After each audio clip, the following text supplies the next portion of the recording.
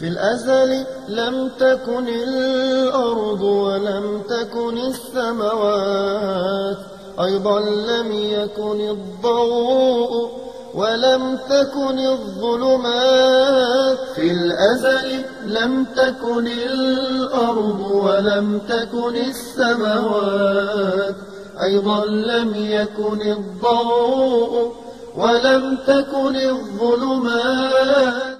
Et nous parlons d'un ouvrage en particulier qui s'appelle Le Pacte de Najd de Hamadi Redissi, publié aux éditions du Seuil en 2007. Donc après une courte introduction, nous allons maintenant entrer un peu plus dans le vif du sujet. Et pour commencer, Daoud, comment y voir clair dans tous ces termes qui se terminent par isme? Donc wahhabisme, salafisme, intégrisme, djihadisme, on n'en finit plus. Comment s'y retrouver et quelle est la place de ce terme qui nous intéresse ce soir, wahhabisme, dans tout cela? Alors, j'ai retenu le terme wahhabisme parce que c'est celui qui finalement est le plus neutre. Alors, effectivement, les tenants de ce mouvement aujourd'hui ont plutôt tendance à s'appeler les salafiyas, c'est comme ça qu'on parle souvent d'eux, y compris dans la presse. Les salafistes ou les salafis, selon on l'arabise ou on le francise. Alors, le terme salaf pose problème, salafia, puisqu'en fait, il a une connotation, il a quelque chose de positif qui est derrière. Et appeler ce mouvement le mouvement salafiste, c'est déjà lui donner un crédit qu'on va voir aujourd'hui qui ne mérite pas en réalité. Alors, qu'est-ce que ça signifie alors salaf? Salafia, le terme salaf fait en fait référence à une époque, les 3 premiers siècles de l'islam. Donc, c'est une époque qui est considérée comme par tous les savants de l'islam comme une époque bénie, puisqu'elle a été en partie mise en avant par le prophète sallallahu alayhi wa sallam lui-même. Et donc, on limite en général cette période aux 3 premiers siècles après le début de la prophétie. Donc, le terme as-salaf salihin, les pieux anciens, donc, parce que salaf veut dire ancien tout simplement, désigne ces 3 premiers siècles où grosso modo, les grandes références incontournables et incontestables de l'islam se retrouvent et fondent les premières étapes de ce qui vont être les sciences islamiques et l'orthodoxie islamique. Donc, c'est-à-dire l'orthodoxie, c'est-à-dire l'islam tel qu'il est considéré comme authentique par les musulmans eux-mêmes. Donc, quand les partisans du wahhabisme se disent salafis, c'est parce qu'ils considèrent que leur groupe est le seul qui soit conforme à l'enseignement de ces fameux salafs. D'accord. Alors le mot wahhabisme, pourquoi il est plus approprié? D'abord parce que au départ, les wahhabis s'appelaient eux-mêmes comme ça. Donc déjà, on a au moins le mérite que c'est un terme qui conviendrait aux wahhabis comme aux non-wahhabis, aux opposants comme aux partisans. Le terme est employé par le premier ennemi Abdel Wahhab, donc le fondateur, par son propre frère, Sulayman, qui, on va le voir, est un des premiers à écrire des textes pour contredire son frère, donc Ibn Abdel Wahhab. Donc, juste pour situer le mouvement, Mohammed Ibn Abdel Wahhab est un homme qui vit en Arabie Saoudite actuelle. Il est né au début du XVIIIe siècle, en 1703, je crois. Il meurt en 1789 et en fait, il habite dans le Najd. C'est-à-dire, c'est une région, là on va situer, donc tout le monde voit la péninsule arabique, l'Arabie Saoudite actuelle, avec le Yémen au sud, Oman en français et le Koweït. Donc le Najd, ça se trouve à l'est, donc pour les nuls en géographie, c'est à droite, en Arabie. Et la région d'origine de Ibn Abdel Wahhab, c'est vraiment le milieu de l'Arabie, en plein désert. Donc, on appelle ça le wahhabisme en référence à celui qui va être le fondateur, malgré tout, de ce mouvement. Et comme c'était un nom qui a été employé au départ par les wahhabis eux-mêmes, aujourd'hui encore il y a quelques années, une des grandes autorités de ce mouvement, un des grands savants de référence, Ibn Baz, reconnaissait lui-même, il s'appelait lui-même wahhabi en fait. Donc gardons ce terme qui a le mérite d'être rattaché à son fondateur et d'être relativement neutre. Et de mettre tout le monde d'accord. Voilà. Très bien, merci pour la clarification sur ces termes. Alors du coup, ce mouvement, comme il est, finalement on dit qu'il a usurpé le terme salafisme, oui, en prétendant être la référence de l'orthodoxie, ce qui n'a pas l'air d'être le cas. En tout cas, oui, d'après l'auteur, ce n'est pas du tout le cas. Alors, comment on peut définir l'orthodoxie alors en islam? Alors, ça c'est le grand problème, parce qu'on verra que un grand écueil qui est fait par aussi bien les musulmans que les non-musulmans lorsqu'ils parlent de ce mouvement, c'est qu'ils le considèrent comme un mouvement littéraliste ou extrémiste, c'est-à-dire qu'ils appliquent à la lettre. Et c'est faux en fait. Le problème, c'est pas qu'ils appliquent à la lettre. Le problème, c'est qu'ils ont un rapport au texte c'est-à-dire ils ont une façon d'appréhender les textes qui ne correspond pas à la façon traditionnelle dont on extrait les règles des textes. Alors, quels sont les deux grands textes en islam, les deux grandes sources plutôt en islam, c'est le Coran et la Sunna, bien sûr. Donc, le Coran, la parole de Dieu, la Sunna, c'est la tradition du prophète, ses paroles, ses actes, les hadiths, voilà, donc qui sont constitués par des hadiths. Et donc, l'orthodoxie, c'est pas est-ce qu'on applique à la lettre ou pas. L'orthodoxie en islam, elle est définie par une expression arabe qui s'appelle Ahl Sunna wa Jama'a, qu'on a traduit par le sunnisme en français. Donc, on pourrait traduire littéralement par les gens de la sunna, donc de la tradition, et du consensus, c'est-à-dire du fait que tout le monde soit d'accord. Et pour comprendre ce que comprend ce terme, il faut revenir à un hadith, en fait, qui est un hadith qui est très connu, qui donne des explications sur les éléments essentiels de l'islam. C'est le fameux hadith qu'on appelle le hadith Jibril, dans lequel, alors c'est un hadith que les auditeurs peuvent retrouver par exemple dans le recueil de Nawawi, les 40 hadiths de Nawawi, c'est un des premiers. Et donc, je vais pas lire le hadith, il est assez long, mais c'est un des plus connus. Donc c'est un hadith dans lequel les compagnons sont avec le prophète, sallallahu alayhi wa sallam, et ils voient un homme arriver qu'ils ne connaissent pas, un étranger, vêtu de blanc, donc propre sur lui alors qu'il vient de voyager, et qu'à l'époque, en voyage dans le désert, on revient rarement tout propre. Donc il est d'un blanc immaculé, il vient devant le prophète, sallallahu alayhi wa sallam, il s'agenouille, et il l'interroge, il lui pose 3 questions. Même 4, qu'est-ce que l'islam, qu'est-ce que l'iman, qu'est-ce que l'ihsan, et enfin, quels sont les signes de l'heure. Donc, j'envoie les auditeurs sur ce long hadith. Les signes de l'heure, donc les signes de la fin des temps, ça je vais pas y venir, même si le mouvement wahhabite va être concerné par cette dernière partie. Mais on va retenir les trois premières questions. Qu'est-ce que l'islam, qu'est-ce que l'iman, qu'est-ce que l'ihsan. Donc, qu'est-ce que l'islam? Le prophète le définit en donnant les 5 piliers, la foi, la prière, le jeûne, la zakat et le hajj. Qu'est-ce que iman, qu'est-ce que la foi, qu'est-ce que la croyance? Il va donner les piliers de la croyance, que sont croire en Dieu, en ses prophètes, en ses gens, en ses anges, etc. Et qu'est-ce que l'ihsan? Alors c'est le terme le plus complexe à traduire, on traduit par l'excellence, ou la sincérité, la perfection. Et il répond, c'est adorer Dieu comme si tu le voyais, car si tu ne le vois pas, lui te voit. Donc le hadith est assez long, et le voyageur s'en va. Alors, chose curieuse, à chaque fois que le prophète lui répond, le voyageur qui interroge lui dit « tu as dit vrai », donc il lui confirme les propos de celui qui est censé avoir la réponse. Alors les compagnons ne comprennent rien du tout à cette histoire, qu'est-ce que c'est que cet homme qui interroge et qui a déjà la réponse? Et le prophète leur répond « c'était l'ange Gabriel, Jibril, qui est venu enseigner votre religion ». Alors pourquoi ce hadith est intéressant? C'est parce qu'en fait, non seulement il nous explique les bases de notre religion, les 5 piliers, les piliers de la foi, mais surtout dans notre cas ce soir, ils font les 3 grandes branches de l'orthodoxie islamique, les 3 grandes branches des sciences islamiques. Puisque l'islam, qui sont définis par les 5 piliers, vont donner les sciences, grosso modo, de la jurisprudence, le fiqh. L'iman, la foi, va donner les sciences qui sont liées à la aqida, le credo. Et l'ihsan va donner les sciences qui sont liées à la spiritualité, à la perfection, qu'on appelle tasawwuf et qu'on appelle soufisme en français. Ces 3 branches, très rapidement, je vais vraiment aller à toute vitesse, vont donner naissance, ces 3 sciences auront un vocabulaire précis, des savants précis, une façon d'extraire les règles précises. Ils vont fonder des écoles précises qui vont permettre aux musulmans du 4e siècle, du 5e siècle, du 10e siècle, du 20e siècle, après la mort du prophète, d'avoir une compréhension de l'islam qui soit la plus proche possible de ce qu'était l'islam des compagnons. Parce qu'il faut s'imaginer que les recueils de hadith, c'est quelque chose qui est entre guillemets un peu artificiel. On imagine qu'on vit avec un homme pendant toute une vie, on met sur un cahier tout ce qu'on a entendu de lui, tout ce qu'on a vu de lui, et puis cet homme meurt. Celui qui a lu le cahier, il connaît pas aussi bien celui qui est mort que celui qui a écrit le cahier. C'est-à-dire c'est une série de textes qui sont froids, et il faut extraire des règles.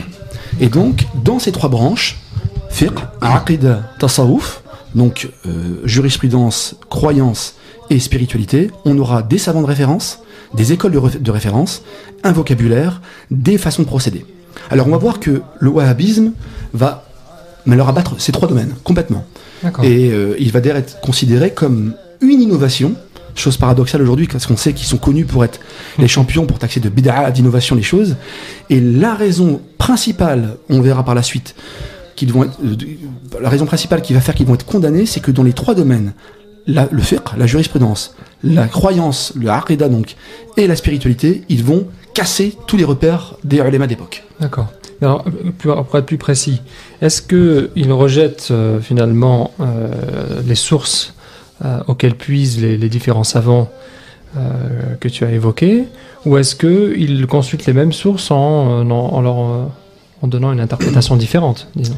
Alors en fait, le problème, c'est qu'il y a deux étapes dans le wahhabisme. Il y a une étape avant les années 50, donc l'étape qui concerne le fondateur jusqu'à les années 45-50, et puis il y a l'étape d'après.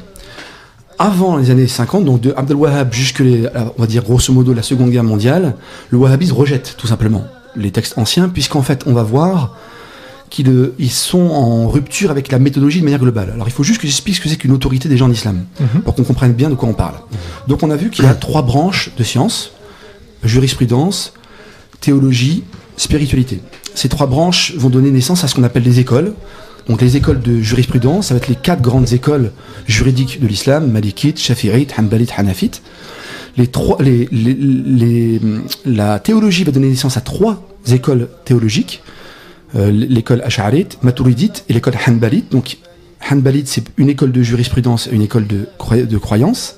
Et enfin, le Tasawwuf va donner naissance à des écoles qu'on appelle les Turuq Soufia, des confréries, avec leur méthodologie. Alors, c'est pas des sectes tout ça. Ce sont on les appelle écoles parce qu'en fait, elles ont eu des fondateurs qui ont mis en place des méthodes d'extraction de règles. Parce qu'en fait, on est face à un corpus de textes considérable. On a des centaines de milliers de hadiths, on a des versets du Coran. Et les divergences, je ne vais pas entrer dans le détail, parce qu'on pourrait faire une émission entière sur les causes des divergences, mais les divergences sont multiples, elles sont liées à comment on appréhende les sources, est-ce qu'on considère toutes les sources de la même manière au niveau de l'authenticité, comment on comprend les termes qui sont employés, il y a des débats même au niveau du vocabulaire, et donc tout cela va donner naissance à des débats, et dans les premiers siècles de l'islam, va se constituer des écoles, qui vont être la structure de Ahl al-Sunnah. Tous les savants, sans exception, on en comptait sur les 2 mains avec des doigts en moins, mais tous les grands savants de l'islam appartiennent à une école juridique, une école du credo, et très souvent à une école spirituelle, une confrérie spirituelle. Oui, et toutes ces écoles, c'est bien connu qu'elles ne s'opposent pas finalement. Tout à fait, elles se complètent, puisqu'en fait c'est une simple question de méthodologie en fait, tout simplement. Oui, et puis on les retrouve dans des zones géographiques différentes. Tout à fait, alors elles peuvent être pour mélangées. Le Maghreb, par exemple, c'est très connu. Tout à fait. Pour être plutôt malikite. Mais là, on n'est pas du tout dans le cas qui nous concerne ici. Non. Pour le wahhabisme. Alors on va voir que... Alors, ce type de divergence, en tout à cas. fait. Et tu emploies le très bon thème, c'est que au sein de ce cadre, des 4 écoles juridiques, des 3 écoles de fiqh, de croyance, on a un flot de divergences qui sont toutes fondées en fait. Si vous prenez un ouvrage de fiqh comparé, vous prenez du début de la prière jusqu'à la fin, c'est rempli de divergences et on est incapable de dire qui a raison, puisqu'ils ont tous des preuves. Tout le monde a raison. Tout le monde a raison en fait, parce qu'ils ont tous une preuve fondée. Alors parfois il y a des groupes, sur certains points, le malikisme va avoir plus entre guillemets raison que le hanbalisme, etc. Mais en gros, ils ont tous un fondement. Alors, on va voir par la suite qu'Abd al-Wahhab, tout ça, il le jette à la poubelle. Il dit non, il y a un seul madhab. Lui va retenir une variante du hanbalisme.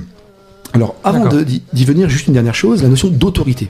Qu'est-ce qui fait qu'on a une autorité en islam? Et ça, c'est extrêmement important de le savoir, puisqu'en fait, non seulement il casse les repères au niveau des sources de la loi, puisqu'ils refusent les écoles, mais ils vont casser également les repères au niveau de l'autorité. Une autorité en islam, c'est simple, c'est quelqu'un qui a reçu une autorisation pour enseigner auprès d'un maître, suite à l'étude d'ouvrage. Alors c'est pas comme nous, on va faire des études de médecine et on va devenir médecin.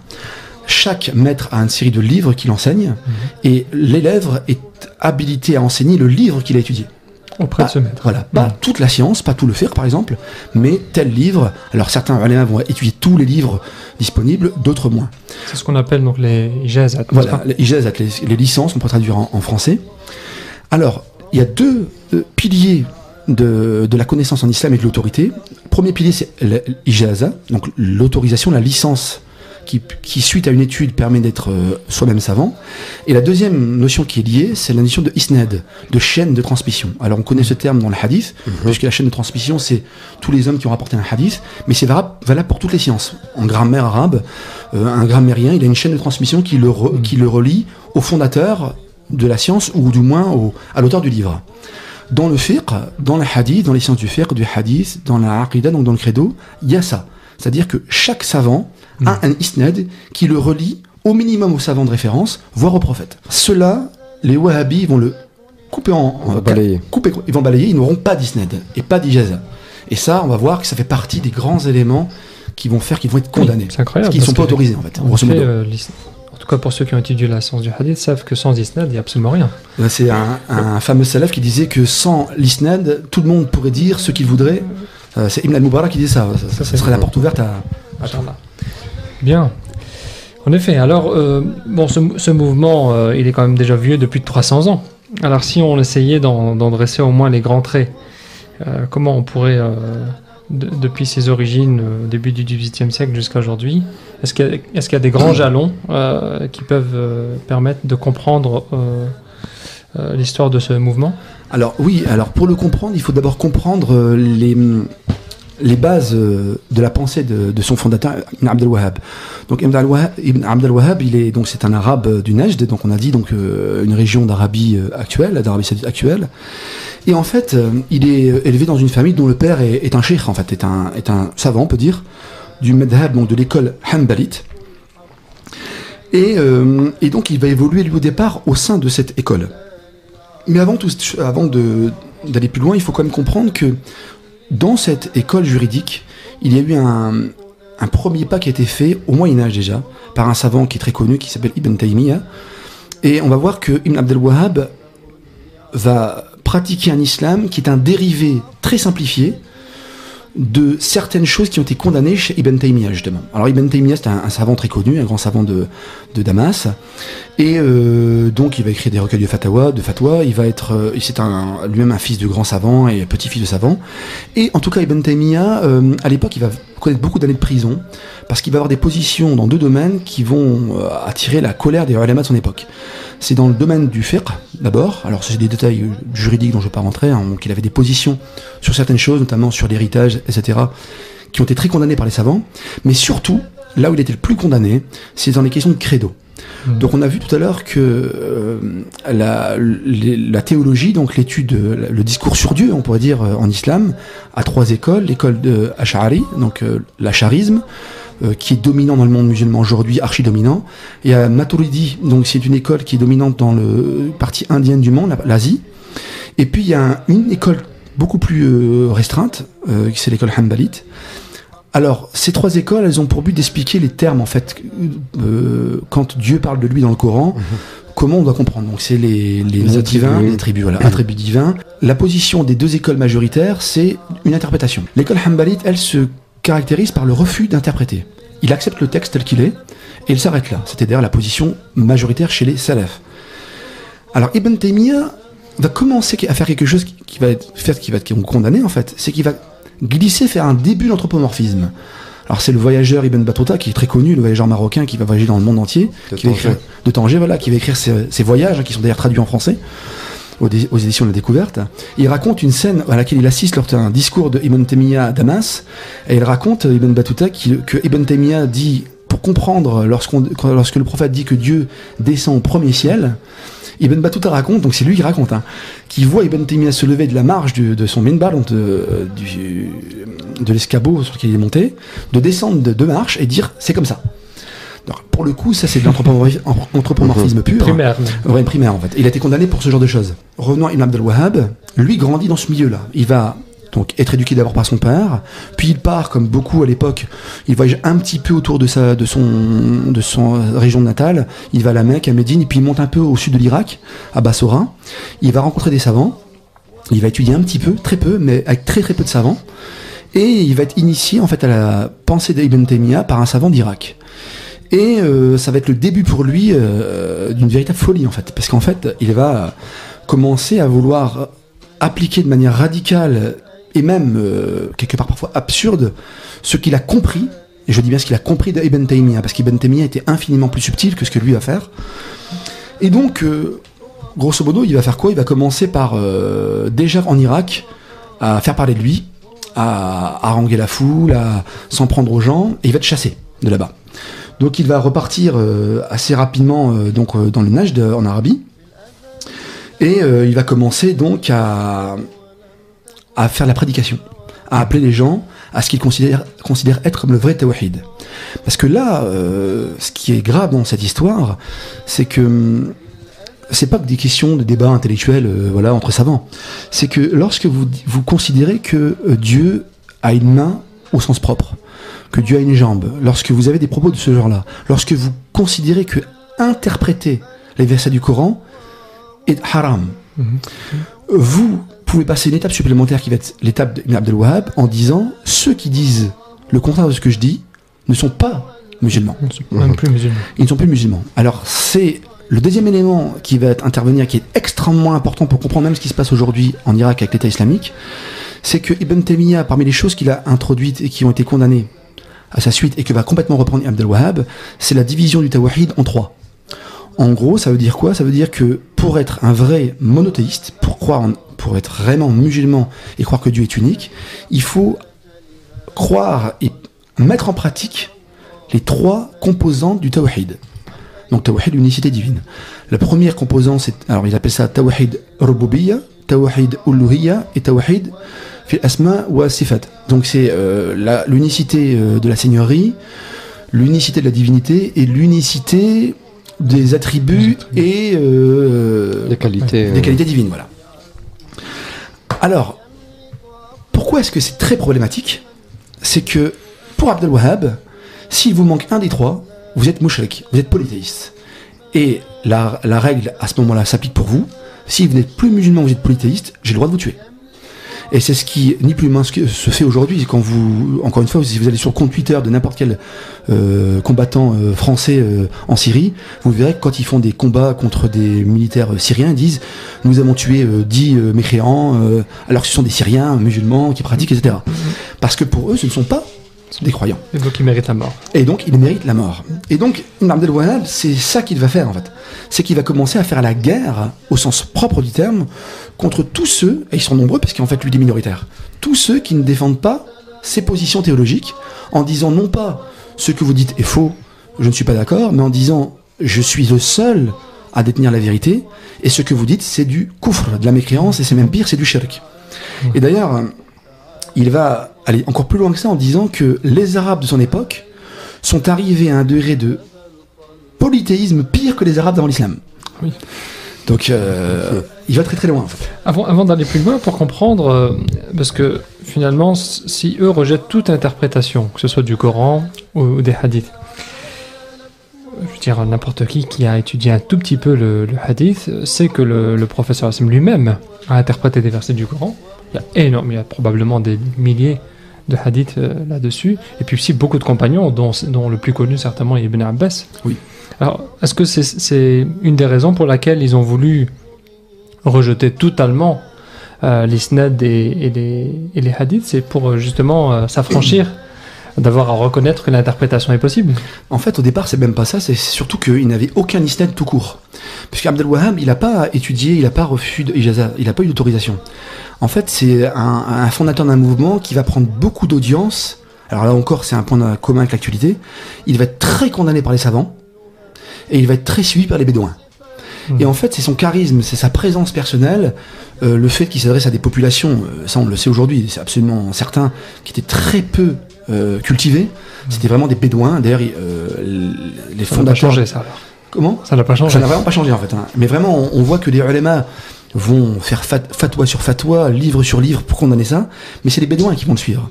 Et donc, eux ne se posent pas la question de qui, de où vient cette science. Donc, ce n'est que bien plus tard, je vous le dis après la Seconde Guerre mondiale, que la question va se poser de d'où on peut tirer notre légitimité. Et on va voir qu'il y a des savants, enfin on peut le dire dès maintenant en fait, il y a un savant contemporain qui est encore vivant je crois, le Cheikh Bassam, un savant saoudien, qui va tenter de construire une généalogie, une tradition qui relie Abd al-Wahhab aux grands penseurs de l'islam ancien, mais en fait il n'y a rien, hein. Il n'y avait pas de savants dans le Najd à l'époque, c'est vraiment... il n'avait pas de source. Donc en fait, le mouvement d'Ibn Abd al-Wahhab au départ, il se construit sur très peu de livres. Ce sont des résumés des livres d'Ibn Taymiyyah, quelques recueils de hadith, et c'est tout. Il n'y a vraiment rien, c'est extrêmement pauvre. Moi j'avais deux petites questions si je peux me permettre, question naïve, parce que j'apprends beaucoup de choses, juste pour le terme qui était sur l'ouvrage là de l'islam sectaire, donc le terme secte, as exclusivement parlé de mouvement. Peut-être que le terme est peut-être bien choisi. Je sais pas si tu voulais distinguer deux sectes. Juste si on peut revenir sur cette terminologie, d'une part, et je te poserai la question après parce qu'elle m'a échappé et je vais la retrouver. Donc le terme secte, il a plusieurs occurrences en arabe. Il y a le terme connu, c'est firqa en fait.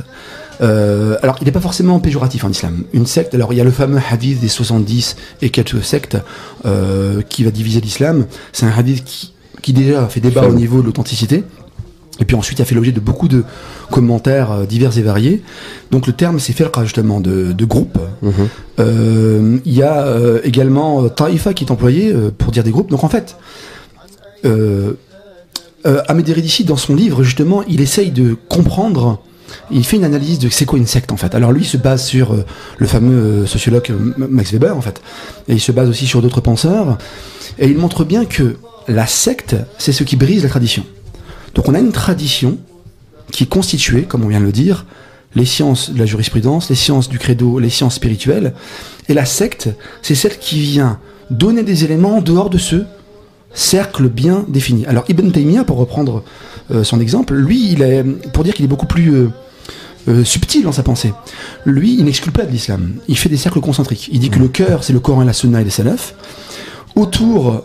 et il fait des cercles concentriques. Plus vous êtes proche du centre, plus vous êtes proche de la vérité. Là, on peut dire que c'est une secte au sens où ils brisent, donc on l'a dit, la tradition au sens où ils ont des positions qui sont en dehors de la tradition. Ils rejettent la notion d'autorité telle qu'elle apparaît. Donc, je ne sais pas si j'ai répondu à ta question, mais... Si, mais justement, en fait, c'est parce que le terme français secte, il a une autre connotation qui fait qu'on préfère... Clarifier, tout à fait. C'est pas secte au sens où, avec un gourou qui vous fait faire un suicide collectif. C'est pas ça du tout. Hein. Voilà, là, on parle donc vraiment c'est pour ça que secte au sens le choix du terme mouvement est peut-être plus approprié. Voilà, c'est une déviance au sens... Mais lui, il emploie le terme secte au sens propre du terme. C'est-à-dire, c'est un groupe déviant d'un groupe majoritaire, en fait. Et ma deuxième question, c'était... relatif à donc Mohamed Ibn Abd al-Wahhab, c'est ça, qui fait référence donc au savant peut-être décrié de son époque Ibn Taymiyyah, mais est-ce que il est certain qu'il ait effectivement fait référence totalement à la pensée d'Ibn Taymiyyah ou pas? Ah oui, totalement. C'est-à-dire que lui, il est vraiment... Alors, c'est ce qu'on appelle le néo-hanbalisme, en fait. Donc, Ibn Taymiyyah, il a créé une première rupture, il a créé une école, en fait, on peut dire. Alors, les savants d'aujourd'hui, les grands ulémas, disent que Ibn Taymiyyah n'est pas un auteur qu'on peut lire, parce qu'il faut être un savant pour le lire, parce qu'il y a du bon, il y a du très bon, et il y a du beaucoup moins bon, en fait. Donc les savants, en général, déconseillent sa lecture, parce que c'est complexe. On l'a vu, en plus, il serait revenu en arrière sur ses pensées. C'est comme Ibn Hajar qui le dit, c'est pas n'importe qui, on l'appelle Amir Mouminin fil Hadith. Et donc, mais très clairement, Ibn Abd al-Wahhab revendique la paternité d'Ibn Taymiyyah. Ça, c'est absolument clair. Il le dit, il a écrit des lettres, on a des lettres de lui, aujourd'hui encore, qui sont éditées officiellement par l'Arabie Saoudite.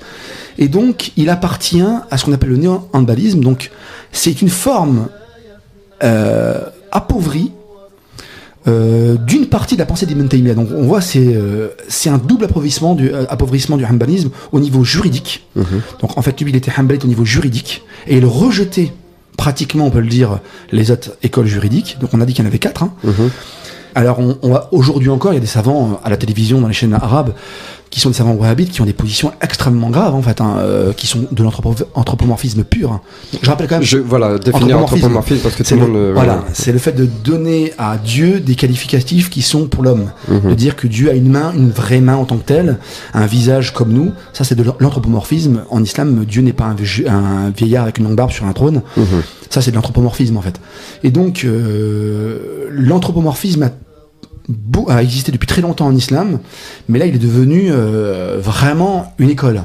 Et ça, les gens ne le savent pas, parce qu'il faut venir au texte ou aux savants actuels, mais c'est vraiment lamentable. Dire que Dieu a une main en tant que telle et une jambe, c'est inadmissible aujourd'hui, on ne peut pas dire ça, en fait.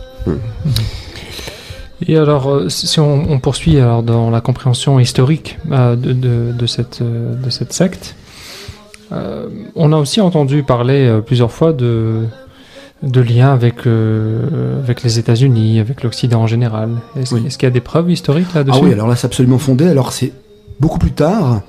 On va y revenir peut-être après, parce qu'il faudrait commencer par faire une chronologie, expliquer un peu ce qui s'est passé. Donc en fait, il y a grosso modo 6 étapes que nous décrit Ahmadi Redissi dans le livre. Alors je vais vraiment résumer le plus possible parce que c'est très très riche. Il donne beaucoup de dates, beaucoup de noms, beaucoup d'événements. Donc ces 6 étapes, c'est première étape, c'est l'émergence. Donc Ibn Abd al-Wahhab commence sa prédication, commence ses attaques. Il va mener des guerres qu'il appelle des djihad. Donc il va attaquer les populations musulmanes. Ah oui, musulmanes. Donc il va aller jusque la Mecque. Ils vont mettre à sac la Mecque quand même. Ils vont donc on peut résumer ces actes en plusieurs étapes, enfin plusieurs comportements qu'on retrouve dans l'État islamique. Premièrement, donc mener une guerre, ce qu'ils appellent un djihad, donc c'est-à-dire attaquer les villages. Donc il tue. Donc ça c'était à la Mecque. Tout ça. Alors c'était d'abord dans la région proche, qui sont environ à 800 km de la Mecque, la région d'Al-Ri, ça s'appelle son village. Donc attaquer, faire des razzias comme on dit, donc ils attaquent des villages, des villes. Ils détruisent tout ce qui est vestige historique, notamment les tombes, puisque ils considèrent que c'est du shirk, de l'associationnisme, que de construire des tombes et de s'y rendre. On pourrait y revenir après, parce que c'est un point très important. Donc destruction des vestiges islamiques. Ils tuent les populations, ils rendent esclaves les femmes des gens qui sont morts, et ils pillent. Donc, essentiellement c'est ça. Une fois que le territoire est conquis, Ibn Abd al-Wahhab nomme un gouverneur, nomme un imam, et qui prend la gestion. Alors, ce qui est important, ça c'est la première étape, ce qui est important de comprendre, c'est que le wahhabisme se fonde dès le départ sur un pacte. C'est le fameux titre, le pacte de Najd. Qu'est-ce que c'est que ce pacte? C'est l'alliance entre Ibn Abd al-Wahhab, qui est donc on va dire le savant, le théologien, et celui qui va être le père fondateur de la dynastie qui règne aujourd'hui en Arabie Saoudite, Ibn Saoud. Donc l'Arabie Saoudite, ça vient du Saoud, qui est le nom de la famille royale. La tribu. Donc en fait, ce qui se passe, c'est que Ibn Abd al-Wahhab donc est on l'a vu contraint de fuir les différentes villes où il fait sa prédication, et il retourne dans sa région d'origine, Deleria, donc donc dans le Najd, et des membres de la famille de Saoud vont commencer à le suivre, à devenir ses disciples, et ils vont en parler au prince de la famille, le prince qui va devenir le roi, en fait, le premier roi de ce royaume. Et ils rentrent en relation et ils font un pacte. Le pacte, c'est quoi? C'est que Ibn Saoud, donc Ibn Saoud, on va le dire en version française, s'occupe des affaires politiques et militaires, et Ibn Abd al-Wahhab s'occupe des parties théologiques. Donc il fait des fatwas, il émet des jugements, etc. Et cette famille des Saoud, ils étaient déjà au pouvoir à ce moment-là? Non, alors en fait, le Najd est... alors on peut dire que... Donc on voit l'Arabie, le Hijaz, donc la région qui comprend la Mecque et Médine, c'est à l'ouest, donc à gauche, pour les nuls en géographie. Donc c'est la bande côtière à l'ouest de l'Arabie. Le Najd, donc c'est toute la partie centrale à l'est. Et donc le Najd est contrôlé par quelques grandes familles. Le Hijaz est contrôlé par les familles chérifiennes et les Hachimites. Et donc le Najd est contrôlé par des gouverneurs, en fait. D'accord. Et Ibn Saoud, lui, n'est personne à l'époque, si ce n'est une grande famille de notables. Une grande tribu, voilà, une grande tribu. Et ils vont commencer à faire des attaques ensemble. Ils vont attaquer, donc, faire le djihad, ce qui s'appelle le djihad. Alors, avant qu'il contracte ce pacte, Ibn Abd al-Wahhab, il avait déjà commencé donc à mener des combats et des guerres. Il avait attaqué avec 600 personnes la tombe du frère de Omar ibn Khattab, en fait. Zayd, le demi-frère de Omar ibn Khattab, ils vont la détruire. Et d'ailleurs, beaucoup de gens vont avoir très peur, en se disant, quand même, c'est le demi-frère du calife Omar. Parmi les gens qui les suivaient, disons. Alors voilà, les gens qui étaient là, ils ont un peu peur quand même, parce qu'ils se sont dit, c'est quand même une profanation d'une tombe d'un compagnon du prophète. Et donc, il avait fait cet acte-là, premièrement, et deuxièmement, il avait lapidé une femme lui-même. Ce qui est totalement interdit en islam, puisque c'est bien sûr l'État islamique qui doit faire appliquer les peines légales. Et donc une femme qui avait reconnu l'adultère, il l'a fait lapider. Alors, faut s'imaginer que c'est un petit peu comme vous et moi, on lapide quelqu'un parce qu'on a décidé qu'il fallait lapider. C'est extrêmement grave. Donc, retour donc à nos deux, à Abd al-Wahhab et Ibn Saoud. Leur pacte, donc. Donc leur pacte. Et donc ils commencent une série de guerres. Et ils vont pouvoir profiter du fait qu'il y a un affaiblissement du pouvoir central qui fait qu'en fait ils vont pas rencontrer une grande opposition militaire. Ils vont rencontrer une grande opposition des savants, des politiques, mais il manque d'armée. Et la grande force de Ibn Saoud, c'est qu'il va réussir à lever des armées bédouines et il va conquérir donc des villes. Alors là, on est à l'époque de l'Empire ottoman, pour se fixer un peu les idées. Voilà, tout à fait. L'Empire ottoman, donc l'empire qui est de l'actuelle Turquie, et qui ne va jamais réussir à contrôler complètement la partie de Nejd, qui sera justement en bordure du Hejaz. Alors, le premier royaume des Séouds, il se fonde en 1745. De 1700, alors on va schématiser, il y a 3 royaumes qui vont se fonder. Le premier, 1745 jusqu'à 1818. Alors, Ibn Abd al-Wahhab, pour qu'on se repère, il meurt en 1798, je crois. Donc, ça, c'est le premier royaume qui va être détruit. Il va être battu par les armées du Khedive, donc du gouverneur d'Égypte, Mohamed Ali. Donc, premier repli. En 1824, second royaume qui va être mené, lui, par les cousins des Séouds, les Turquis. Le royaume est à nouveau détruit par les Ottomans, cette fois-ci directement, en 1890. Puis, de nouveau, troisième royaume, qui est encore aujourd'hui le royaume actuel, donc, en 1932. Alors, ça veut dire que c'est plus d'un siècle de combat pour conquérir l'Arabie, en fait. Mais ce qui est frappant, c'est que c'est plusieurs siècles de combat et plusieurs siècles de pillage. Alors, comme on a parlé en début d'émission de ce fameux État islamique, il est bon quand même de revenir à quelques histoires, quelques faits réels, des faits historiques. Donc déjà, la prise de la Mecque. Alors, le premier événement grave, c'est la prise de Karbala. Alors, ils vont attaquer Karbala et ils vont tuer entre 2000 et 5000 personnes. Alors, c'est les sources wahhabites qui le disent eux-mêmes. Donc, il y a des chroniqueurs, juste après la mort d'Ibn Abd al-Wahhab, un disciple d'Abd al-Wahhab, Ibn Rannam, qui va écrire un livre. Ils sont plusieurs à écrire des livres qui sont publiés, d'ailleurs, officiellement par l'Arabie Saoudite. Donc, Ibn Rannam dit 2000 morts. D'autres auteurs, y compris wahhabites, disent 5000 morts, en fait. À Karbala, en fait. Donc, ils vont saccager le tombeau de Hussein, ils vont tuer des gens. On me dit même qu'ils ont éventré des femmes enceintes. C'est vraiment ignoble, en fait. Les gens sont rendus en esclavage. Alors, encore une fois, pour ces gens, pour les wahhabites, ce sont des mécréants. Oui, ils sont pas des musulmans. Surtout beaucoup sont chiites. Donc, pour eux, les chiites n'étaient pas des musulmans du tout, en fait. Donc, ils détruisent Karbala et ils pillent le tombeau. Parce que très souvent dans les tombes soit du prophète, soit des grands hommes de l'histoire, il y avait des dons qui étaient faits, et donc il y avait des pierres précieuses, il y avait de l'argent, etc. Et donc ils vont tout prendre, en fait. D'accord. Le résultat, c'est que le roi Ibn Saoud sera assassiné 2 ans plus tard par un Kurde. Alors on n'est pas sûr que ce soit un chiite du tout. Mais par contre, la vengeance de son fils, ça va être impitoyable, parce qu'il va attaquer Bassora, et il va faire la même chose qu'à Karbala, il va tuer les gens, et il va tout détruire. Alors, par milliers. Donc, carnage. C'est vraiment le carnage, en fait. C'est vraiment un carnage.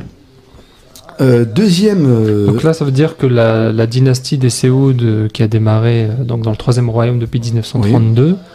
Donc c'est une dynastie héréditaire. Donc c'est de père en fils, de piste sur. Tout à fait. Alors en fait, elle est héréditaire avec une rupture, dans le sens où au 19e siècle, entre 1824 et 1932, c'est pas des Séouds qui règnent, c'est soit leurs cousins, soit l'Empire ottoman, quand ils reprennent le pouvoir. Mais en tout cas, les actuels chefs, princes et rois d'Arabie Saoudite sont des descendants directs. Et de même que les fameux savants qu'on appelle El-Sheikh, donc les savants El-Sheikh, ils sont appelés comme ça, c'est un surnom, ce sont les descendants d'Ibn Abd al-Wahhab, en fait. Donc l'actuel grand mufti d'Égypte, c'est un descendant d'Ibn Abd al-Wahhab. D'accord. On l'appelle El-Sheikh, parce que le nom de famille de Ibn Abd al-Wahhab est transformé en El-Sheikh, le Sheikh. Donc, passons rapidement sur la prise de la Mecque, quand même, qui est importante, et de Médine. Alors là, ça va être terrible, en fait. La prise de la Mecque, il y a 56 attaques menées contre la Mecque, qui, je rappelle, est quand même dirigée par un pouvoir musulman à l'époque. C'est-à-dire que c'est une guerre en islam, dans la jurisprudence islamique, le fait de s'en prendre à un pouvoir en place, c'est passible de peine de mort. D'ailleurs, c'est ce que disent eux-mêmes les wahhabites aujourd'hui. Et donc, en tout cas, ils attaquent 56 guerres contre la Mecque, et ils finissent par la prendre. Donc ça, c'est en 1744, et en 1745, ils prennent Médine. Et alors là, ça va être le carnage, au sens où des hommes vont être tués, des hommes, des femmes vont être tués, ils vont tout casser. Donc les maisons de Khadija, l'épouse du prophète, les tombes des compagnons, Hamza, l'oncle du prophète. Ils vont détruire une partie de Al-Ma'alla, donc le fameux cimetière de la Mecque. Donc là, on est à quelle époque? On est dans en les années 1945. 1945. Ils commencent déjà à casser. Et puis ils vont piller le trésor de la tombe du prophète. Et ça va vraiment choquer beaucoup de gens.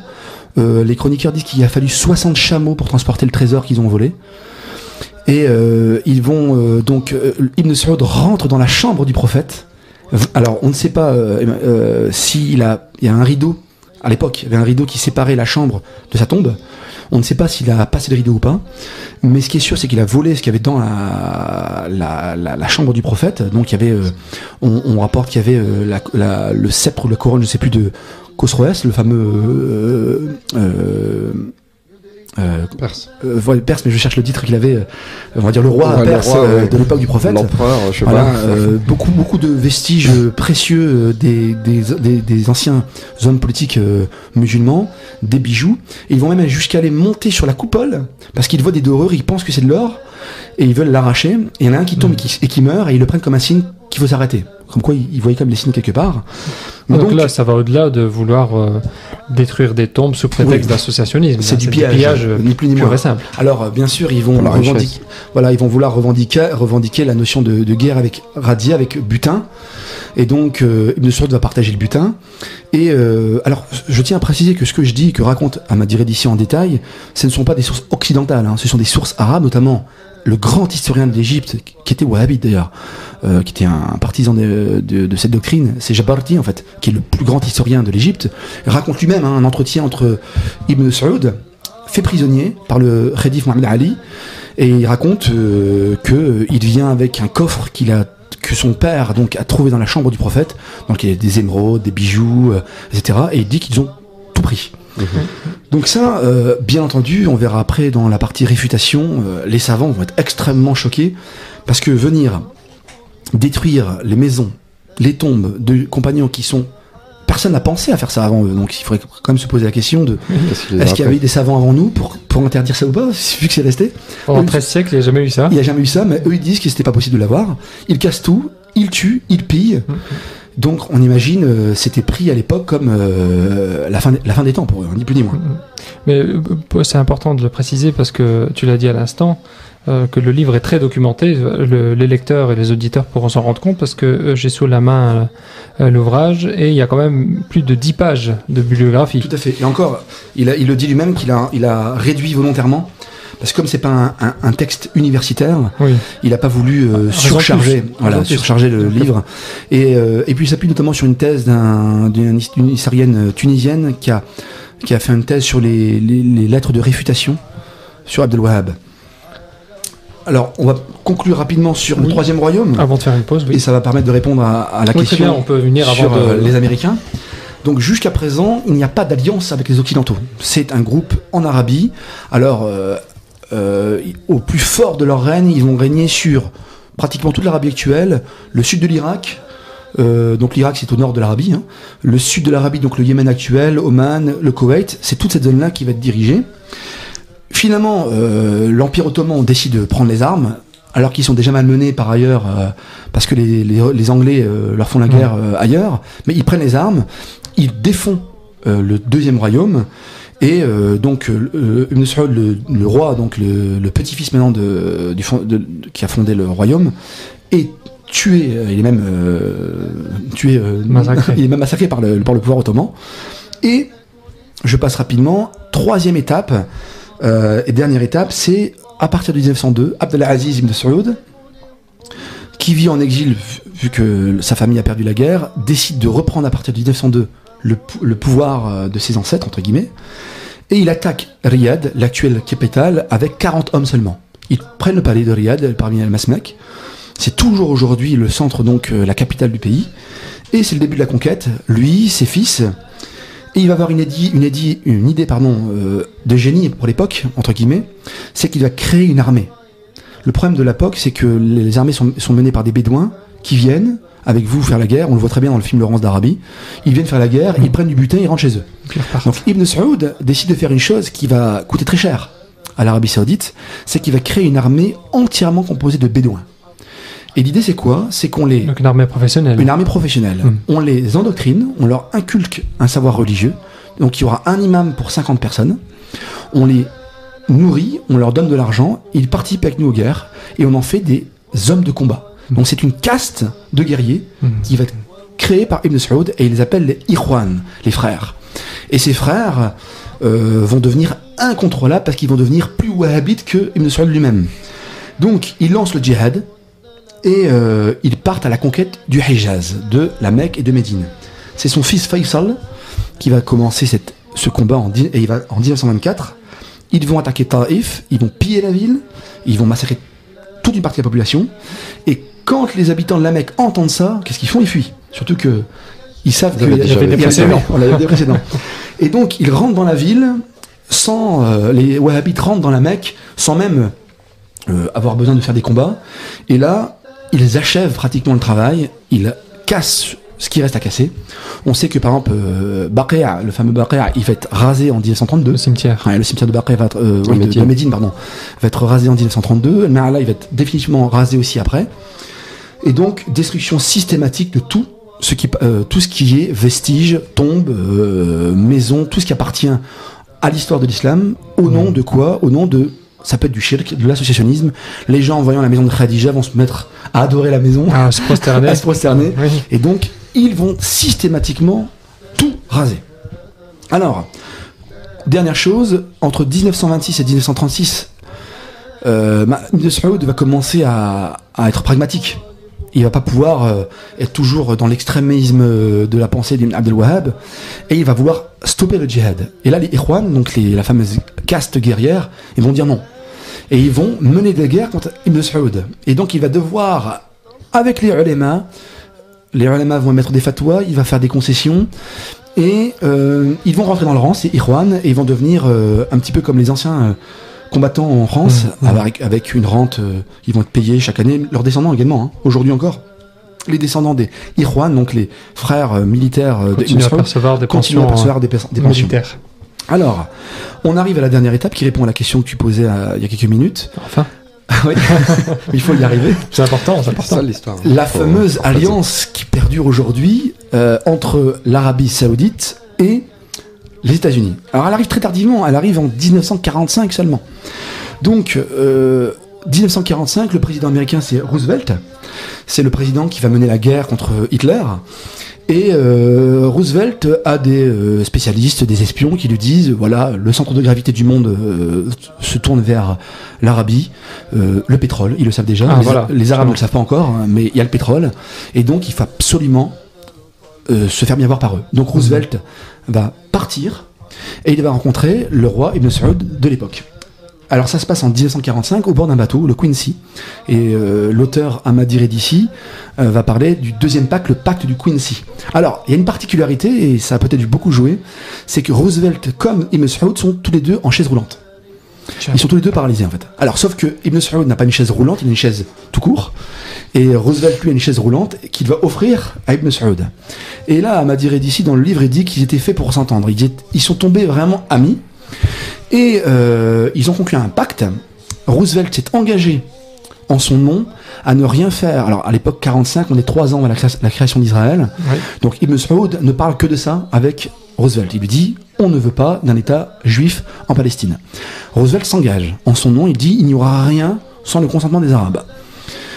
Il s'engage fermement et il y a une alliance qui veut que grosso modo les Américains protègent les Saoudiens et les Saoudiens alimentent en pétrole les Américains. Alors, c'est un pacte économique. Alors, c'est un pacte économique et de protection. D'ailleurs, Ahmadi Redissi il dit c'est comme le pacte des Dhimmi en islam, où l'État islamique protège les minorités non musulmanes, sauf que là, c'est le contraire. C'est l'inverse. C'est l'inverse. Alors, Roosevelt va mourir 8 jours après. Donc, la promesse ne sera pas tenue par rapport à la Palestine, mais c'est le début d'une très longue amitié américano-saoudienne. On avait dit tout à l'heure que les savants, eux, par contre, se sont opposés à eux. Et alors, comment s'est passée cette opposition? Est-ce que les Wahhabis avaient publié des textes qui ont été étudiés par les ulama, ou est-ce que les ulama se sont surtout prononcés sur leurs actes? Comment ça s'est passé? Alors en fait, il y a eu les deux. C'est-à-dire que Ibn Abd al-Wahhab va un petit peu imiter la façon de faire du prophète, sallallahu alayhi wa sallam, et il va envoyer des lettres. Alors ce qui a beaucoup choqué à l'époque, parce qu'en fait, il envoie des lettres comme si... alors il envoie des lettres à qui? Au chef d'État musulman, au roi, donc le sultan du Maroc de l'époque, aux différents gouverneurs des pays musulmans, en Tunisie, ailleurs, en Irak. Et dans ces lettres, il dit, en gros, vous n'êtes pas de vrais musulmans, vous ne suivez pas la doctrine du prophète sallallahu alayhi wa sallam, parce que justement il suivait la charisme, donc le credo, l'école théologique, je veux dire les oui. opposants, hein, Oui. suivaient l'école théologique de Acharit. Et donc Ibn Abd al-Wahhab leur envoie des lettres en leur disant craignez Dieu, revenez à l'islam authentique, suivez-moi et abandonnez l'idolâtrie. Alors, faut imaginer ce que ressent un savant de Fès, de Tunis ou du Caire lorsqu'il reçoit un courrier lui disant qu'il n'est pas musulman et qu'il doit faire son repentir. Donc, qu'est-ce qui va se passer? C'est qu'il y aura toute une série de textes qui vont s'appeler Radda, donc des réfutations, qui vont être écrits par des musulmans. Alors, l'auteur Ahmadi Redissi en parle dans le livre. Du Maroc jusque l'Inde, on aura des savants qui vont envoyer, on en a retrouvé 200 à peu près, 200 lettres.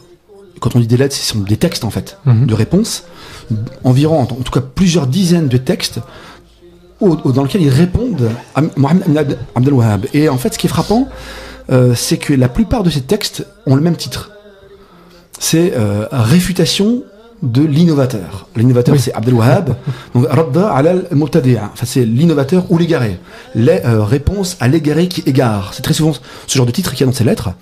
Et donc, les ulama vont répertorier un certain nombre d'éléments auxquels ils vont répondre. Premier élément, alors là, ils sont unanimes pour le dire, la personne, Abd al-Wahhab, ne connaît rien aux sciences islamiques. Ça, il le dit tous. C'est un ignorant. Et son propre frère, le propre frère d'Abd al-Wahhab, donc Sulaiman, on en a parlé, qui sera persécuté après, lui-même le dit dans un livre qui a été publié d'ailleurs en langue arabe, Les foudres divines contre le wahhabisme, c'est comme ça qu'il l'intitule, dans lequel il dit que les bases fondamentales de la science islamique sont pas présentes dans les ouvrages de Abd al-Wahhab.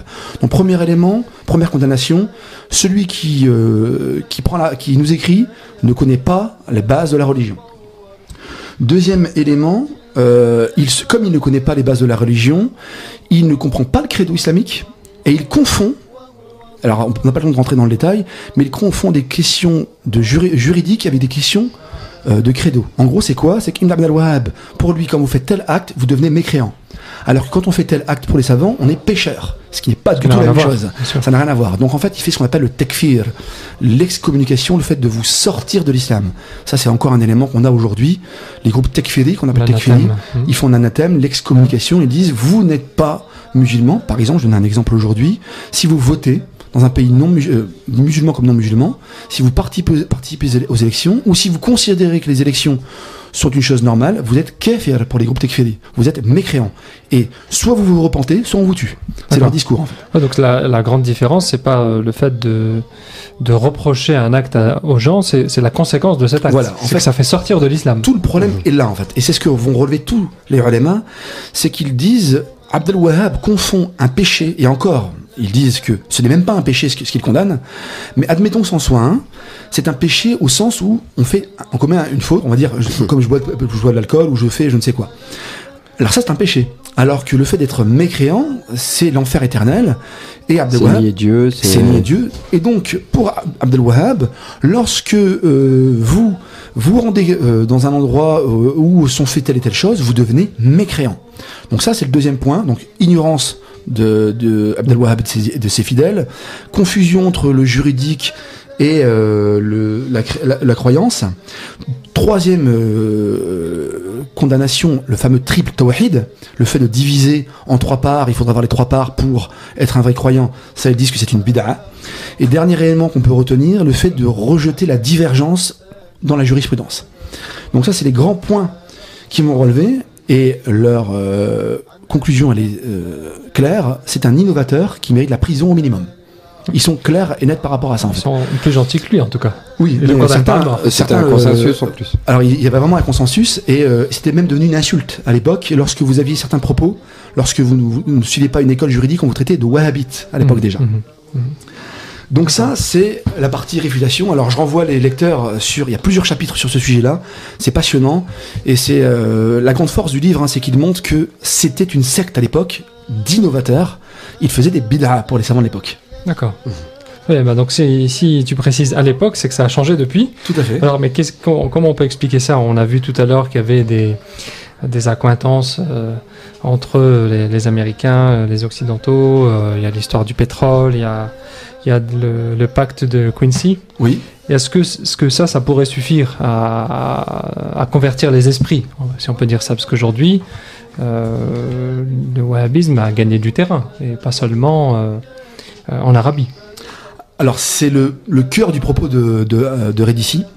Il pose la question, il dit à page 143, comment donc une secte belliqueuse, donc une secte guerrière, qui a tué, saccagé, profané et pillé les lieux sacrés, a-t-elle pu obtenir un certificat de bonne conduite, donné par ceux-là même qui l'ont combattu? C'est la question qu'il pose. Et alors là, c'est vraiment le tour de force de son livre, c'est qu'il fait une généalogie, il dresse on dirait la longue, enfin pas la longue liste, mais comment on est passé de la secte à l'islam officiel en citant des cas d'intellectuels qui souvent n'ont rien à voir avec Ibn Abd al-Wahhab.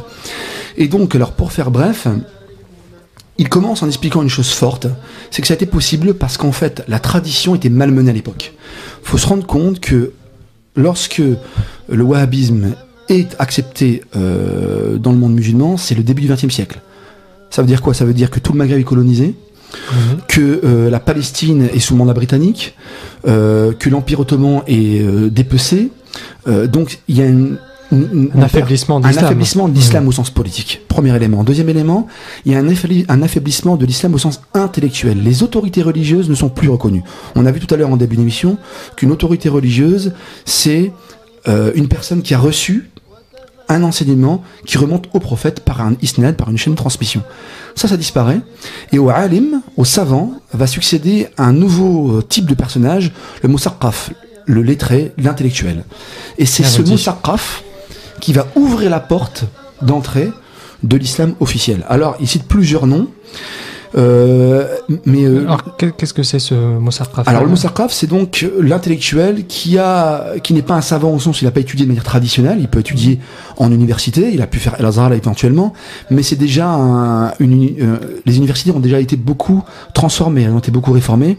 Il n'y a pas un enseignement traditionnel comme on avait autour d'un maître assis qui transmettait un ouvrage. Donc là, il y a une rupture avec la transmission de l'enseignement comme c'était fait jusqu'à là. Alors là, on peut pas rentrer dans le détail ce soir, mais donc il y a une série de réformes qui sont faites à Al-Azhar qui vont par exemple faire rentrer les sciences profanes, les mathématiques, d'autres choses, la médecine. Donc le type d'enseignement va être transformé et en fait le lettré, le musaqqaf, il est une personne qui est un écrivain qui va aimer la littérature. Ils vont souvent voyager en Europe et ça va être déterminant pour eux.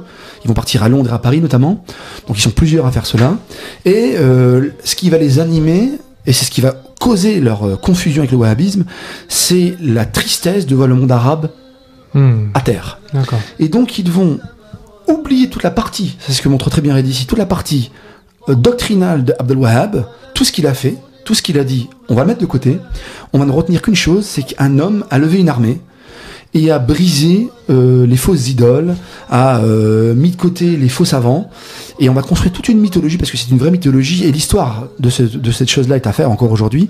C'est le fait de dire que les savants de l'époque étaient tous des mauvais savants, et que les hommes spirituels étaient tous des hypocrites qui aimaient l'argent. Tout ça, ce sont des mythes qu'ils ont construits. Oui, c'est intéressant, parce que ce type d'argument, on les entend encore aujourd'hui. Tout à fait. De dire que les musulmans ont été colonisés parce qu'ils étaient colonisables, parce que c'est la faute des savants, parce que c'est... Alors qu'en fait, c'est faux. On le sait qu'il y avait des immenses savants qui avaient une pensée bien plus profonde que ce dont on parle ce soir, du Maroc jusqu'à l'Inde. Je veux dire, il y avait vraiment des très grandes autorités. Et en fait, ce qui se passe, c'est que les mouvements indépendantistes dans les pays musulmans étaient tous liés au mouvement réformiste. Alors le mouvement réformiste, c'est un terme qui est très large, hein. Ça va des rationalistes purs à Hassan al-Banna. Et alors ils n'ont pas tous la même valeur, mais on va dire que le point commun entre le réformisme d'une part et le wahhabisme d'autre part, c'est que dans ces deux courants, il y a une volonté de passer outre l'héritage intellectuels des années précédentes. On a parlé d'une renaissance arabe, parce qu'à la Renaissance en Europe, vous avez des intellectuels, des philosophes, qui vont dire le Moyen-Âge était un âge de ténèbres, on va revenir aux sources de la civilisation occidentale, c'est-à-dire l'Empire romain, l'héritage grec. Ils vont faire la même chose des mouvements réformistes et wahhabites, ils vont prétendre revenir à l'héritage des salafs, en enjambant plusieurs siècles de traditions qu'ils considèrent comme sclérosées. Alors, je ne peux pas rentrer dans le détail maintenant, parce que c'est trop complexe, je renvoie vraiment... De toute façon, c'est une mise en bouche, hein, on doit renvoyer les lecteurs au livre. Voilà. Mais ce qui est déterminant, c'est de comprendre que ça va être le début des savants ou des intellectuels autodidactes. Je vais prendre un cas très concret, sans mépris aucun, parce qu'il est très important aujourd'hui dans l'islam d'aujourd'hui, notamment chez les jeunes en France et même dans les mouvements violents dans les pays arabes. C'est le cas de Albani, qui est ce fameux savant dont on peut acheter des livres partout aujourd'hui en France pour 5 €.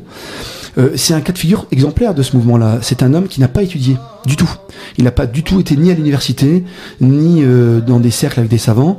C'est un homme qui était un horloger et qui était pris de passion pour la science, notamment la science du hadith. Et il va passer des années dans la bibliothèque Zahiriya de Damas à lire des livres. Et il va commencer à corriger les hadiths, à dire tel hadith est juste, tel hadith n'est pas juste. Donc il va s'initier tout seul par les livres à ce qu'on appelle Ilm al-Rijal, la science des hommes, qui est une science qui permet de déterminer la valeur d'un hadith. Albani est un bon exemple de cet autodidacte qui va venir bouleverser les repères, qui fait qu'aujourd'hui on va mettre à la même place quelqu'un comme Albani qui n'a étudié avec personne, et quelqu'un comme le Cheikh Roumari par exemple, qui est le grand savant marocain, un des plus grands savants du XXe siècle, qui lui est barre de diplôme, qui a étudié avec tous les grands savants de son époque, qui a appris par cœur des dizaines et des dizaines de milliers de hadiths et des très grands nombres de livres. On va les mettre sur le même la plupart des gens ne connaissent même pas Roumari d'ailleurs en France. On va les mettre sur le même plan, alors qu'on a d'un côté un intellectuel qui a appris tout seul, et de l'autre un vrai savant, mais qui n'est pas écouté. Et tout le problème du XXe siècle, c'est que le Moussaqaf, l'intellectuel, va beaucoup écrire dans les journaux. Et on le sait, hein, toute personne qui connaît un peu les pays arabes sait que le journal a une grande place, le journal papier a une très grande place dans les pays arabes. Déjà à l'époque, la presse arrive, on a les premières imprimées qui arrivent en Égypte, et c'est par la presse, par les journaux arabes, que les idées du wahhabisme, on va complètement effacer cette histoire qu'on a parlé ce soir, qui est dramatique. On va oublier les meurtres, on va oublier le saccage, on va oublier la rupture avec la tradition, pour ne retenir qu'une chose: il est venu dans une époque où les Arabes étaient devenus des païens, et il a sauvé les Arabes. Alors, ce qui est terrible dans son livre qu'il raconte, c'est que même une figure comme Taha Hussein, un grand intellectuel égyptien, qui était à la limite extrême d'être un non-musulman, même lui considère Mohammed ibn Abdel Wahhab comme un grand réformateur de l'islam.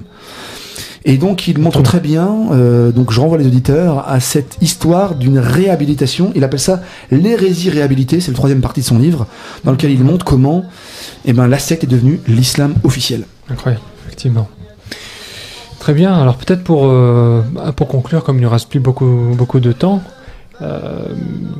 ce wahhabisme, alors comment il a évolué depuis? Parce que là on a vu plusieurs étapes, le fait qu'au tout départ c'était une hérésie, puis les ulama se sont soulevés contre Ibn Abdel Wahhab avec les fameuses réponses à ses lettres, et qu'ensuite il a profité à la fois d'un affaiblissement, on a dit, du monde musulman, et aussi d'une mise en second plan des véritables savants, et que, profitant de ce contexte, il a été en quelque sorte réhabilité avec l'aide du réformisme et du nationalisme arabe.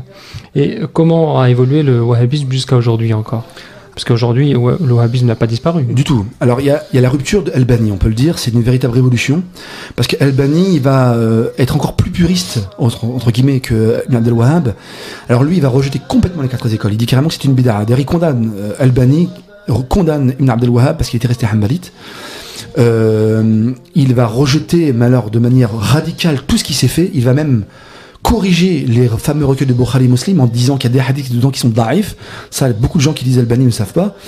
Il va fonder une nouvelle école, en fait, une école sans école. Et donc Albani, ça va être une grande rupture. Ça va être la grande rupture. Alors au départ, il va être accepté en Arabie Saoudite.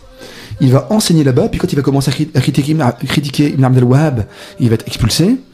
Mais il va être le protégé d'une autre très, très grande figure actuelle, enfin, qui est mort depuis quelques années, c'est Ibn Baz, en fait. Donc, Albani et Ibn Baz meurent tous les deux dans les années 90, je crois, hein, donc c'est vraiment des savants contemporains. Et donc, de Albani va naître un sous-groupe du wahhabisme qui s'appelle Ahlul Hadith, les gens du hadith, qui sont donc des gens qui vont rejeter complètement les écoles juridiques, mais alors complètement, et se concentrer uniquement sur les sciences du hadith. Et de ce groupe va naître une multitude de sectes, mais on peut le dire vraiment de sectes, qui vont passer leur temps à se tirer dessus. Et par exemple, ce qui est frappant, c'est que l'État islamique considère que la famille islamique actuelle. L'État islamique, le Daesh, donc le en Daesh, Irak, le I actuel dit que les Saoudiens sont des mécréants, et les Saoudiens disent de l'État islamique qu'ils sont mécréants. D'accord. Et ils ont peut-être tous les deux raison. Alors, justement, je vais ouvrir une parenthèse qui est incroyable, c'est qu'on pourrait se demander, mais est-ce qu'il est possible qu'une telle chose n'ait pas été annoncée par le prophète de l'islam lui-même? Et il y a un hadith qui est cité en partie, et uniquement en partie, et on va voir pourquoi il est cité en partie, qui est cité par les deux camps, le Daesh d'une part et les Saoudiens d'autre part. Justement pour se jeter l'anathème, dire qu'ils sont kuffar, c'est le fameux hadith qui parle des Khawarij, de ceux qui sont sortis de l'islam. Et donc, le hadith, l'extrait qui est toujours cité, que tout le monde connaît, enfin tout le monde connaît, beaucoup de gens connaissent, c'est donc le prophète qui annonce qu'à la fin des temps viendra un groupe de gens, il est qualifié d'ailleurs de jeunes gens, et il dit qu'ils réciteront beaucoup le Coran, mais le Coran ne descendra pas plus bas que leur gosier, leur gorge. Et ils quitteront l'islam, ça c'est le hadith qui est toujours cité, aussi plus vite que la flèche quitte son arc.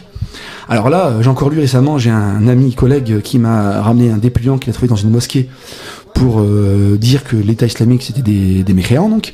Et donc, la fatwa du shir saoudien cite cet extrait, mais il en oublie une partie. Volontairement alors. Je peux pas dire volontairement, je vais pas commencer à présupposer, mais en tout cas, c'est curieux qu'on ne le cite pas du tout, parce qu'en fait, le compagnon qui rapporte le hadith a providentiellement eu l'idée de décrire la personne par le prophète, sallallahu alayhi wa sallam. Donc c'est un hadith précieux qu'on retrouve dans le livre de Taïb Chouiref, Les enseignements spirituels du prophète, le volume 2 aux éditions Tasnim, dans le chapitre sur la fin des temps. Alors, c'est donc un chapitre qui cite un certain nombre de hadiths du prophète sur la fin des temps. Alors je ne vais pas tout lire, mais je vais lire donc l'essentiel. Donc c'est un homme, le prophète a fait une guerre, il partage un butin, et un homme vient et dit au prophète, Ya Rasulillah, ittaqillah, ô prophète de Dieu, crains Dieu. Ce qui est assez dans les termes. Contradictoire, voilà. Alors, bien entendu, le prophète, qui est quelqu'un de logique, lui dit, en tant que prophète, ne suis pas plus à même de craindre Dieu.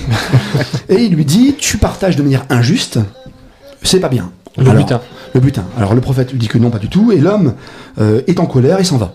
Alors les compagnons qui sont outragés par ce comportement, un des compagnons propose au prophète de tuer l'homme sur place, et il refuse.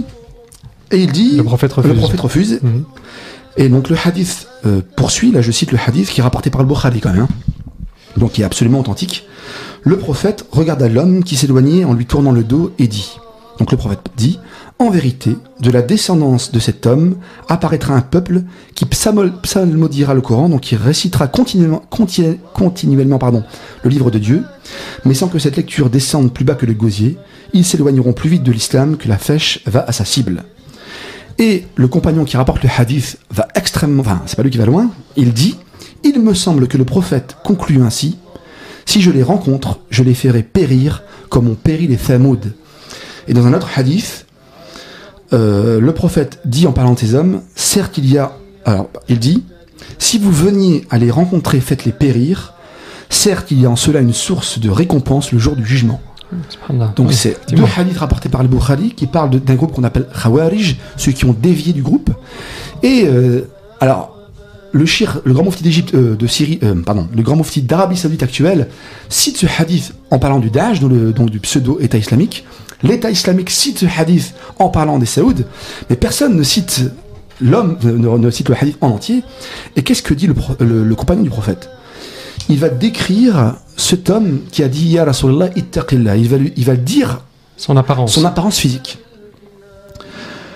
Alors, je reprends le texte. Un homme aux yeux enfoncés, aux pommettes saillantes, donc qui ressortent un peu, au front proéminent, donc un front large, à la barbe épaisse et crépue, au crâne rasé, ayant retroussé le bas de sa tunique.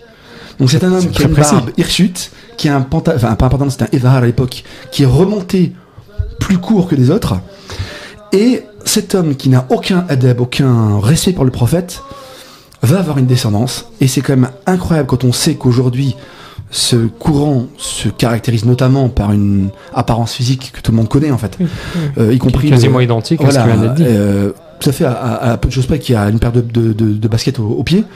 Mais c'est quand même incroyable la description. Comment ? Les Américains. Excuse-moi, vas-y. C'est les restes du pacte. C'est les restes du pacte. Mais c'est quand même frappant de voir à quel point la description est précise. La barbe, le crâne rasé, et d'ailleurs le grand mufti d'Arabie Saoudite, de la Mecque, de l'époque d'Ibn Abd al-Wahhab, juste après la mort d'Abd al-Wahhab, le shir Dahlan, qui a écrit un livre pour lui aussi qui a fait partie des réfutations, il cite ce hadith et il dit: ces hommes-là sont les hommes du hadith qui se rasent la tête, alors que les Arabes ne se rasaient pas la tête, notamment les Arabes d'Arabie, parce qu'ils avaient les cheveux longs, contrairement aux Maghrébins qui ont généralement les cheveux moins longs, plus frisés. Mais donc, une des signes, c'est donc la barbe non soignée, le crâne rasé, la tunique remontée. C'est quand même frappant que ce hadith ne soit jamais cité. Oui, surtout que le début est cité, c'est ça. Le début est dans le hadith Bukhari quand même, donc c'est important. Donc en tout cas, une série de sectes qui vont naître, dont les plus violentes vont être celles de l'État islamique qui se revendiquent complètement de ces savants-là. في الأزل لم تكن الأرض ولم تكن السماوات أيضا لم يكن الضوء ولم تكن الظلمات في الأزل لم تكن الأرض ولم تكن السماوات أيضا لم يكن الضوء ولم تكن الظلمات